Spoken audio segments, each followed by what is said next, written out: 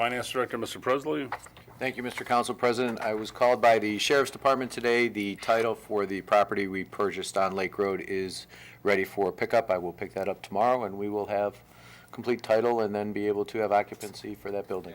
A couple of the items that were discussed, one was the response time, staffing levels for the fire department.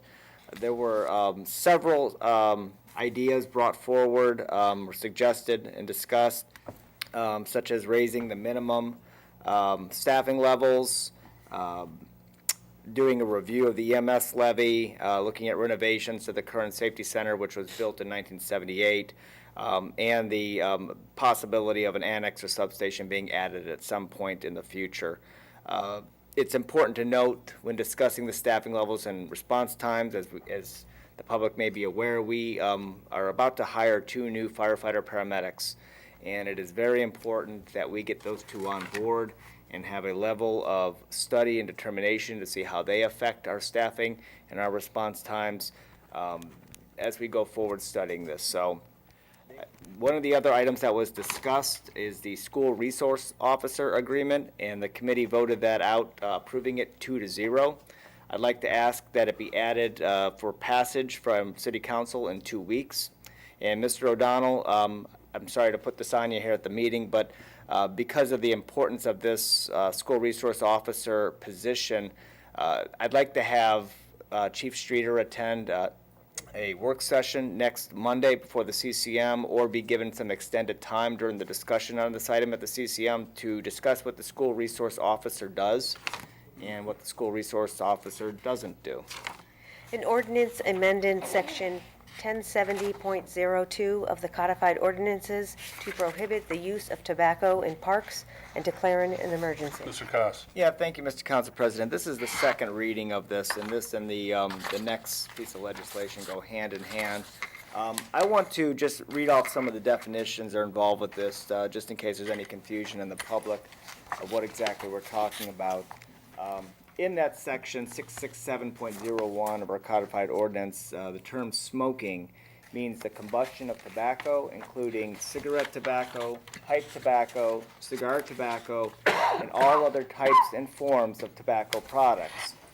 Smoking materials means any cigar, cigarette, pipe, weed, plant, or other smoking equipment in any form.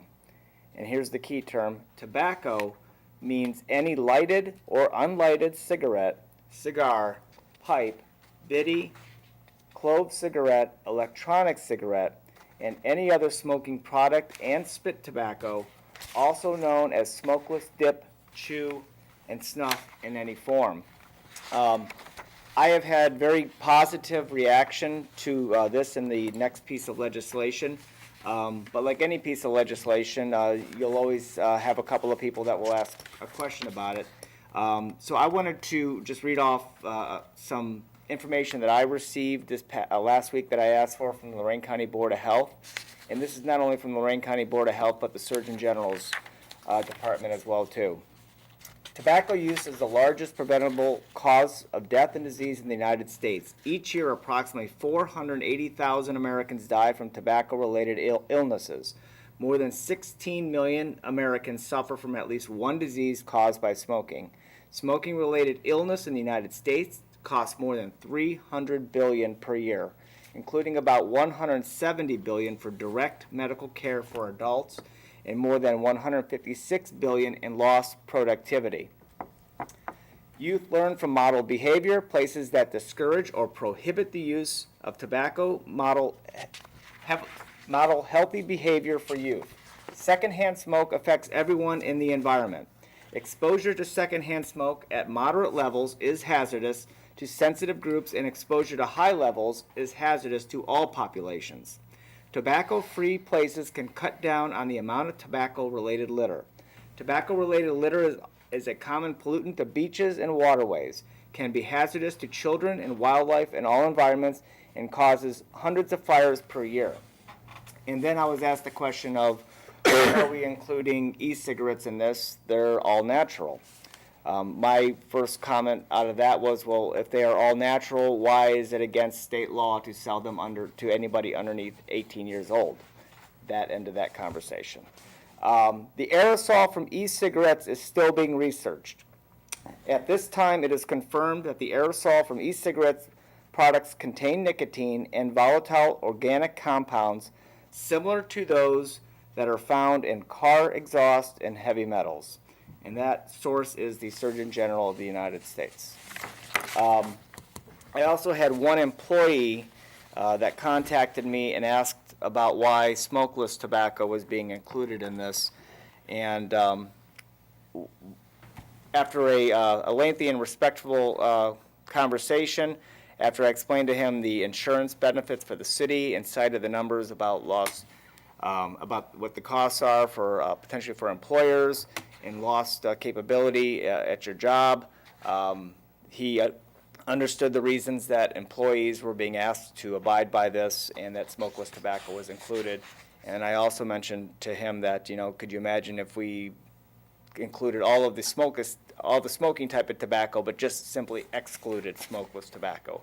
And he seemed to understand the reasons, that this needs to be an across-the-board way to promote a healthy lifestyle and also the benefits that will improve the health and insurance abilities of the city. So those are just some things to clarify this. If anybody in the public does have any other questions, I welcome to contact me. And that's all I have on that one, sir. Thank you. Thank you, sir. Questions dealing with 11,098, Mr. Arnold? I'm in favor of this legislation, but I had a question. Once it's in effect, what happens to people when they do in fact smoke or use chewing tobacco on public city space? Like, what will happen to them, or will the police be contacted, or will there be fines, or how do we enforce it? Scott? Yeah, thank you. The police department the police department wants to take a very light-handed approach to this. This isn't an attempt to raise revenue for the city. They are not going to be out smoking patrol, writing tickets left and right. As Chief Streeter, always one of his favorite phrases is he's looking for voluntary compliance.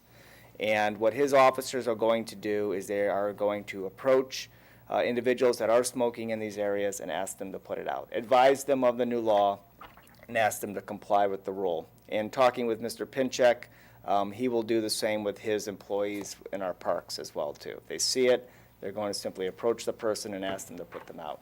Like any ordinance, if that suggestion and warning doesn't work, then the police department could be called and a ticket could be written. But it is only going to be a minor misdemeanor, which I believe carries a $25 fine.